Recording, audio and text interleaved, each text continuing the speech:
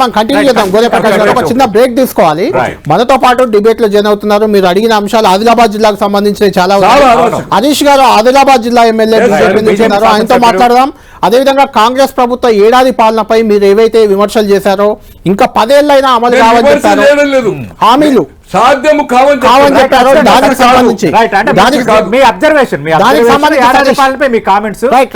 దానికి సంబంధించి చామల కిరణ్ భువనగిరి ఎంపీ కూడా మనకు లైవ్ లో అందుబాటులో ఉన్నారు. అదేవిధంగా బీఆర్ఎస్ నుంచి తాతామాధు ఎమ్మెల్సీ అందుబాటులో ఉన్నారు. 10 టీవీ నిర్వహిస్తున్న బిగ్ కాన్క్లేవ్ లో ఇప్పుడు బిగ్ డిబేట్ ప్రారంభం కాబోతుంది. మనతో పాటు ఆల్రెడీ డిబేట్ లో కంటిన్యూ అవుతున్నారు సిర్పూర్ కాగజ్ నగర్ శాసనసభ్యుడు బీజేపీ నేత పాల్వాయి హరీష్ గారు, అలాగే రాజకీయ విశ్లేషకులు మాజీ శాసనసభ్యులు గోనె ప్రకాష్ గారు ప్రస్తుతం డిబేట్ లో జాయిన్ అయ్యారు. కాంగ్రెస్ పార్టీ పార్లమెంట్ సభ్యులు చామల కిరణ్ గారు, అలాగే బీఆర్ఎస్ పార్టీ శాసన మండలి సభ్యులు తాతా మధు గారు. చామల కిరణ్ గారు, మనం గోనె ప్రకాష్ గారు కామెంట్స్ చూశారు. అలాగే బీఆర్ఎస్ ఈ రోజు ఒక ఛార్జ్ షీట్ రిలీజ్ చేసింది. భారతీయ జనతా పార్టీ కూడా నిన్న సాయంత్రం ప్రత్యేకంగా ఏడాది పాలన పైన ఒక పెద్ద సమావేశం ఏర్పాటు చేసింది. ఏం చెప్తారు? ఏడాది పాలనపై సంతృప్తిగా ఉందా? విపక్షాలు లేవనెత్తున్న అంశాలకు మీ దగ్గర ఉన్న సమాధానం ఏంటి? కిరణ్ గారు, కంటిన్యూషన్ గోనె ప్రకాష్ గారు అన్న ఒక అంశాన్ని మీకు చెప్తాను. 5 ఏళ్లలో కాదు 10 ఏళ్ళు అధికారంలో ఉన్నా కూడా మీరు ఇచ్చిన గ్యారంటీలు, మీరు ఇచ్చిన హామీలు నెరవేర్చడం సాధ్యమే కాదు అని ఒక రాజకీయ విశ్లేషకుడిగా, రాజకీయాన్ని దగ్గరగా ఉండి చూసిన వ్యక్తిగా చాలా ప్రభుత్వాలను ఆయన దగ్గర నుంచి చూశారు. ఆయన అంటున్నారు, దానికి మీ కామెంట్ ఏంటి? ముఖ్యంగా ఈరోజు ఈ యొక్క డిబేట్ కి వచ్చిన పెద్దలందరికీ నమస్కారాలు. దాంట్లో మా గోనె ప్రకాష్ అన్న రన్నింగ్ ఎన్సైక్లోపీడియా, అంటే ఈ రాష్ట్రంలో ఎవరికి కూడా చరిత్ర అంత తెలిసి ఉండదు, ఎక్కడ ఎప్పుడు ఎవరు ఏం చేసిండు అనే దాని మీద ఆయనకున్న అవగాహన ఎవరికి ఉండదు. మేము కూడా అప్పుడప్పుడు అన్నకు ఫోన్ చేసి డౌట్స్ ఉంటే అడుగుతుంటాం. అయితే డెఫినెట్ గా అన్న చెప్పినట్టు ఏంటంటే ఈ యొక్క మేనిఫెస్టోకి సంబంధించి మేము ఈ రోజు నెరవేర్చిన హామీలలో అన్న ఏదో క్లారిఫికేషన్ ఇచ్చుకుంటే రైతు రుణమాఫీ మీద దగ్గర 22 లక్షల రైతులకు రుణమాఫీ జరగడం జరిగింది. అది కూడా ఒక క్యాప్ ఏర్పాటు చేయడం జరిగింది. ఏ టైం నుంచి ఏ టైం వరకు రుణమాఫీ చేస్తారో చెప్పి దాంట్లో చేసారు. ఇంకా కొన్ని దాంట్లో కరెక్షన్స్ ఉండడం వల్ల దాంట్లో కొన్ని తప్పిదాలు, అంటే ఆధార్ కార్డులకు, బ్యాంక్ అకౌంట్ నెంబర్లకు ఆల్ఫాబెట్స్ కొన్ని అక్కడక్కడ కరెక్షన్స్ కొన్ని మిస్లీడ్ కావడం వల్ల కాలేదు. అవి కూడా విత్ ఇన్ షార్ట్ టైమ్ లో కంప్లీట్ చేయాలని డిసైడ్ అయిపోయారు వాళ్ళు, మన ప్రభుత్వం వాళ్ళు. నేను చెప్పేది ఏంటంటే 100 days లో జరగాల్సిన గ్యారంటీలు జరగలేదు అనేది ఈరోజు బీఆర్ఎస్ పార్టీ నినాదము. గోనె ప్రకాష్ అన్నదేమో 10 ఏళ్ళైనా జరగదని. అట్లేం లేదు. బేసిక్ ఏంటంటే ఇప్పుడు మనం చేస్తున్నటువంటిది ఫస్ట్ 1 year లో మనకున్నటువంటి పరిస్థితిని బట్టి మాక్సిమం ట్రై చేసి పథకాలు చేయాలన్న ఉద్దేశం ఒకటే పాజిటివ్ మైండ్ తోటి మా ప్రభుత్వం ముందుకు పోతుంది.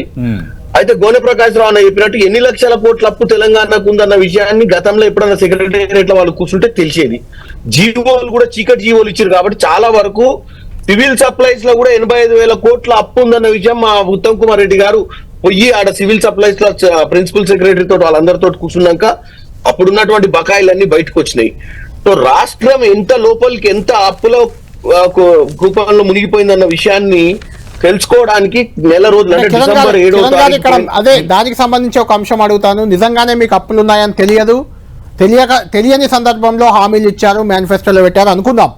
ఇప్పుడు తెలిసింది కదా, ఇప్పుడు హామీలు నెరవేర్చలేమని కానీ, ఈ హామీని అమలు చేయలేకపోతున్నామని కానీ, ఇది చేయలేము అని కానీ ఏమైనా చెప్తారా? మరి చెయ్యలేమని కాదు, నేను ఒకటే చెప్తున్నాను మీకు.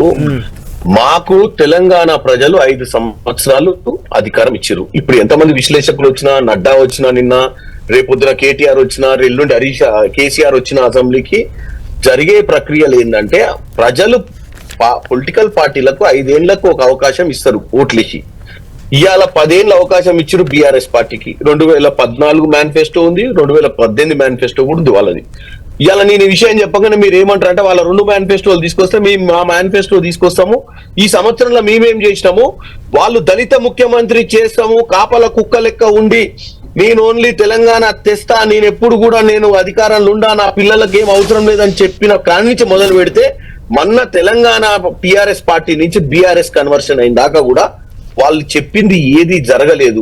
కానీ మా ముఖ్యమంత్రి రేవంత్ రెడ్డి గారు పట్టుదలతో ఉండు చెయ్యాలని 100% ఇచ్చిన ప్రతి హామీని 5 సంవత్సరాలు ఇప్పుడైతే ఉందో ప్రజలందరూ మెప్పు పొందే విధంగా మేము పరిపాలన సాగిస్తాం, మళ్ళీ అధికారంలోకి వస్తామని చెప్పి తెలియజేస్తున్నాం. ఎందుకంటే మాకు చిత్తశుద్ధి ఉంది కాబట్టి 18,000 మేము రుణమాఫీ చేస్తామని చెప్తే రుణమాఫీ చేస్తున్నాం అంటే వాళ్ళు నమ్మలేదు.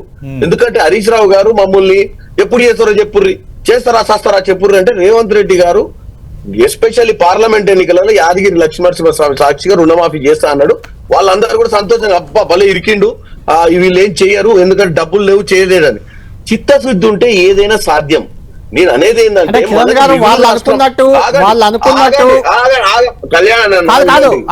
అనుకున్నట్టు నిజంగానే ఇరుకునబడ్డారు, రుణమాఫీ మాత్రం చేశారు, ఆ డబ్బులన్నీ దానికే పెట్టేశారు, మిగిలిన అమలు కావట్లేదు అని ఇప్పుడు బీఆర్ఎస్ అంటుంది. అందుకే కదా వాళ్ళ ఆనందం పొందనీయమే అంటున్నా. ఎందుకంటే వాళ్ళు అదే విషయంలో సక్సెస్ అయినామని ఒకటే జబ్బలు జరుచుకుంటారు. వాళ్ళ నాయన ఎందుకు చేయలేదు, వాళ్ళ నాయన మిట్టి కట్టి తప్పించుకుండు. అలా మామ హరీష్ రావు మామ రుణమాఫీ చేస్తే బడ్జెట్ లో లోటు జరుగుద్ది, ప్రజలకు హామీలు ఇచ్చుడు ఈజీ, అవన్నీ ఎగ్గొట్టిన ఏం పడకూడదు అన్న ఉద్దేశంతో ప్రతి సంవత్సరం దాని మీద మిత్తి తీసుకొచ్చి రైతు బంధు కట్టి ఇక గింతే అని చెప్పి చేతులు దులుపుకుండు. ఇవాళ నేను తెలంగాణ ప్రజలకు ఒకటే చెప్తున్నా మీ ఛానల్ ద్వారా, రేవంత్ రెడ్డికి చిత్తశుద్ధి ఉంది కాబట్టి బడ్జెట్ లో ఏమున్నా లేకున్నా కంపల్సరీ కమిట్మెంట్ ని ఫుల్ఫిల్ చేయాలన్న ఉద్దేశంతో ఇంత పెద్ద నిర్ణయం. ఈ రోజు నేను గోనె ప్రకాశాన్ని అడుగుతున్నా, గత కొన్నేళ్ల నుంచి అయినా మీరు రికార్డులు తీయండి, ఏ రాష్ట్రంలోనైనా ఈ భారతదేశంలో ఒకే సంవత్సరంలో ఇంత సోషల్ సెక్యూరిటీ కోసం, ఇంత బెనిఫిట్ ప్రజల కోసం ఇన్ని బెనిఫిట్స్ ఒకే సంవత్సరం చేసినటువంటి ప్రభుత్వాలు ఉన్నాయా లేదా అనేది కనిపెట్టాలి. రెండోది నిధులు నియామకాల నినాదంతో తెచ్చుకున్న తెలంగాణలో గత 10 ఏళ్ల నుంచి 55,000 ఉద్యోగాలు, సరే మేము 2 లక్షలు చెప్పారు కదా మీరు అనొచ్చు, 55,000 ఇచ్చినటువంటి దాఖలాలు కూడా గతంలో బీఆర్ఎస్ పార్టీ 10 ఏళ్లలో అధికారంలో. అందులో 30,000 ఉద్యోగాలకి మా హయాంలోనే నోటిఫికేషన్లు వచ్చాయి, మా హయాంలోనే రాత పరీక్షలు నిర్వహించాము.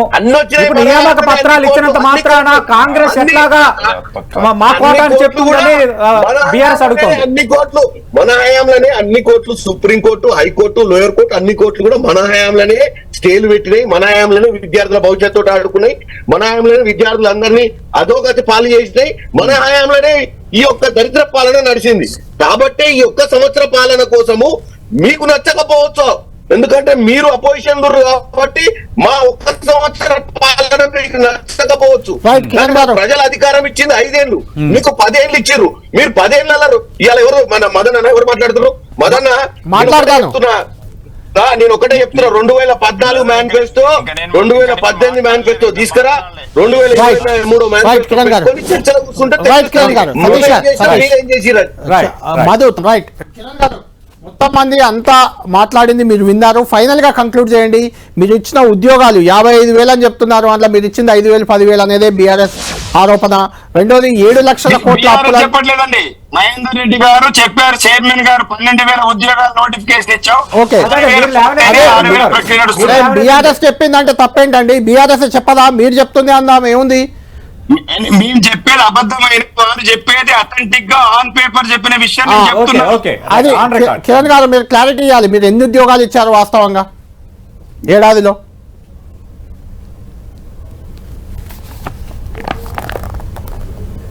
కిరణ్ గారు మీరు మ్యూట్ ఉంది, మ్యూట్ లో ఉన్నారు మీరు. నేను ఇప్పుడే అన్న మన కళ్యాణ్ భాయ్, నేను ఇప్పుడే మా పిఆర్ఓ ఫోన్ చేసిన, నేనేమంటున్నా 55,000 వీళ్ళు అంటున్నది ఏంది, గ్రూప్ 1, గ్రూప్ 2, గ్రూప్ 3, గ్రూప్ 4 కాకుండా డిఎస్సి కాకుండా నర్సింగ్ పోస్టులు. అంటే నేను అనేది స్టాటిస్టిక్స్ వీళ్ళు మాట్లాడేటప్పుడు ఆయన ఏదో చెప్తుండ్రు, నేను ఇప్పుడే మీకు డాక్యుమెంట్ తెప్పించిన. ఒకటి నర్సింగ్ ఆఫీసర్లు 31 జనవరి 2024 నాడు 7,094 రాసుకోండి. అంటే దీని వల్ల మీరు ఈ డిబేట్ అయిన తర్వాత ఇది కరెక్టా కాదా అనేది మీరు వెరిఫై చేసుకోవాలి. అంత విశ్లేషకులు అందరూ రాసుకోండి. ఆగండి. Number of recruitment orders hand over 31 జనవరి నాడు నర్సింగ్ ఆఫీసర్లు HM and FW 7,094. Doctor BR Ambedkar ఇదేందుకు Singareni jobs LET and F 441. Police constables home department 13,444. గురుకుల టీచర్లు 2,144. గురుకుల డిగ్రీ లెక్చరర్లు, జూనియర్ లెక్చరర్లు, కాలేజ్ అసిస్టెంట్లు, TGTs police constable health department staff 5,192. ఇక పోతే assistant executive engineers, agriculture officers, physical education, veterinary assistant surgeons professions 1,635. ఇక పోతే డిఎస్సి రిక్రూట్మెంట్ ద్వారా టీచర్ల రిక్రూట్మెంట్ 10,006. ఇక పోతే assistant motor vehicle inspectors transport కి సంబంధించి 1,000. 442 అంటే 442 civil assistant surgeons, 24 food safety officers కలిపి 466. గ్రూప్ 4 ల 8,084. అంటే మొత్తం 50,193 ఉద్యోగాలు ఇచ్చినట్టు మేము ఇక్కడ అఫీషియల్ డాక్యుమెంట్ నేను చదువుతున్నాం. నిజంగానే దీంట్లో తప్పులు ఉంటే డెఫినెట్ గా చర్చ చేయొచ్చు మీరందరూ కూడా. ఎందుకంటే ఇందాక ఎవరు మాట్లాడుకుంటా, మధు గారు ఎవరు మాట్లాడుకుంటా కేవలము ఎవరు మన మహేందర్ రెడ్డి అంటే టీఎస్పీఎస్సీ ద్వారా టీజీపీఎస్సీ ద్వారా ఇచ్చింది 6,000, అది వేరు. అది దాన్నే పట్టుకొని మరి 50,000 ఇచ్చిరంటే అది వేరు ఇది వేరు. ఒకటి. రెండోది ఇంకొకటి మీరే క్లారిఫై చేయాలి. ఏడాదిలో 1,00,000 కోట్ల అప్పులు చేసింది కాంగ్రెస్ ప్రభుత్వం అనే దానికి ఏం చెప్తారు? ఎవరు చెప్తుర్రు, ఏం అనుభవం చెప్తుర్రు అనేది సబ్జెక్ట్. ఓపెనింగ్ సందర్భంగా మంత్రి హరీష్ రావు చేసిన కామెంట్స్ 7 లక్షల అప్పులు చేశారని అసెంబ్లీ సాక్షిగా చూపించారు. ఏడాదిలోనే 1,00,000 కోట్ల అప్పులు చేశారని లెక్కలు చెప్తున్నారు. హరీష్ రావు గారిని గోబల్స్ ప్రచారకుడిగా అప్పుడు నాజీ ప్రభుత్వంలో నాజీల దగ్గర ఉన్న గోబల్స్ కంటే నెంబర్ 1 గోబల్ అయినా. కానీ నేను చెప్పేది ఏంటంటే మిగులు రాష్ట్రంగా ఉన్నటువంటి తెలంగాణను అప్పుల కూపిలో దింపింది ఎవరు? మేము వచ్చిన తర్వాత మేము కట్టిన వడ్డీలు ఎన్ని? వీళ్ళ హయాంలో చేసిన అప్పులకు కట్టాల్సిన వడ్డీలే 50,000 కోట్లు. 50 ఎంత పర్ మంత్ 6,000 crores అంటే 12 months కి ఎంత అవుతుంది? అంటే వీళ్ళు చేసిన అప్పులను తీర్చుకుంటూ మేము ఇచ్చిన పథకాలు ఫుల్ఫిల్ చేసుకుంటూ ముందుకు పోతున్నాం అనేది తెలంగాణ ప్రజలు గమనించాలి. 1,00,000 కోట్లు అయినట్టే. అది కూడా 1,00,000 కోట్లు కాలేదు. నేను అనేది ఏంటంటే 1,00,000 కోట్ల అప్పు అయింది వీళ్ళు చెప్తున్నారు. మేమేమంటున్నాము, మేం రాష్ట్రాన్ని మళ్ళీ నేను ఫస్ట్ ఒకటి చెప్పదలుచుకున్నాను ప్రేక్షకులందరికీ.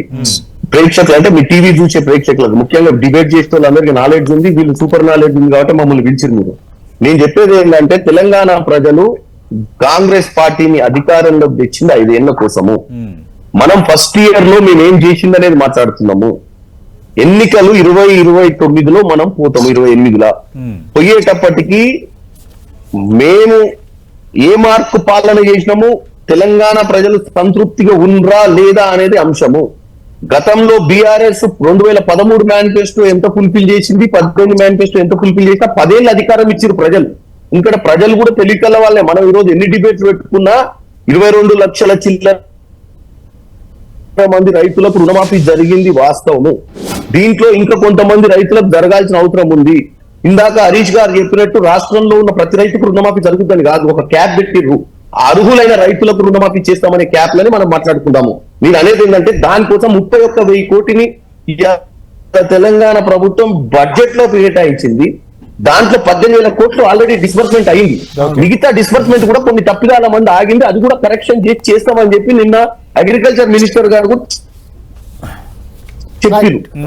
నేను అనేది ఏంటంటే నిధులు నియామకాల విషయానికి వస్తే ఇలా గవర్నమెంట్ స్కూల్స్, ఇంటిగ్రేటెడ్ స్కూల్స్ కట్టే ఒక ఆలోచనతోటి ప్రతి జిల్లాకు ఇప్పుడున్నటువంటి ప్రతి కాన్స్టిట్యున్సీకి 119 కాన్స్టిట్యున్సీలలో నియర్లీ చాలా కాన్స్టిట్యున్సీలలో 40-50 కాన్స్టిట్యున్సీలు ఇంటిగ్రేటెడ్ స్కూల్స్ కూడా కట్టాలని ముందుకు పోతున్నాం. స్కిల్ డెవలప్మెంట్ చేయాలని ముందుకు పోతున్నాము.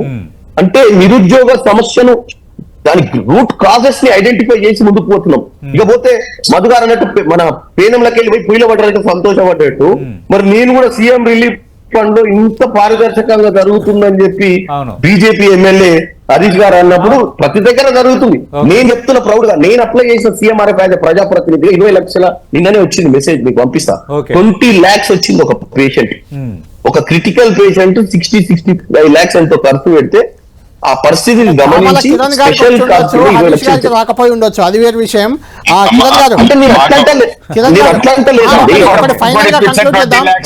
ఫైనల్ గా కంక్లూడ్ చేద్దాం. మీ ప్రభుత్వ పాలనకి ఏడాదిలో మీ పాలనకి, మీరు ఇంప్లిమెంట్ చేసిన గ్యారంటీలకి, మీరు చేసిన అభివృద్ధి పనులకి, మీరు ఇచ్చిన ఉద్యోగాలకి కిరణ్ కుమార్ రెడ్డి భువనగిరి ఎంపీగా మీరు వేస్తున్న మార్కులన్నీ ఎంత వేసుకుంటారు? నేను రాజకీయాలలో ఒకటి నమ్మేటోని యా రాజకీయాలలో ఇవాళ 35% ఉన్న నరేంద్ర మోడీ 35% ఓట్లతోటే భారతదేశంలో మూడోసారి కూడా ప్రధానమంత్రి అయ్యాడు. నేను అనేది రాజకీయాలలో 100% చేసే ప్రయత్నం చేస్తాం. మనమందరం దీంట్లో ఎస్పెషల్లీ మా అందరికంటే పెద్ద గురువు గారు ఇక్కడ ఉన్నారు, ఎవరు గోనె ప్రకాష్ రావు గారు.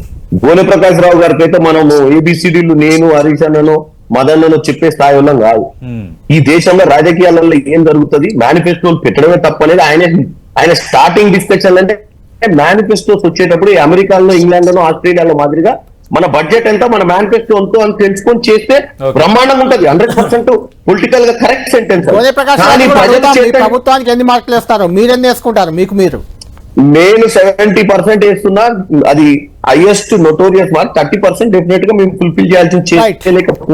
మొదటి సంవత్సరం డెఫినెట్ గా మేము అన్నిటిని కూడా వచ్చే సంవత్సరం ఫుల్ఫిల్ చేసి 100% మార్కులు ప్లస్ మీ మార్కులు వేసుకోవడం కాదు, తెలంగాణ ప్రజలు మార్కులు వేయాల్సిన అది ఇంపార్టెంట్. అల్టిమేట్ గా ప్రజలు ఎన్ని మార్కులు వేస్తారు అనేది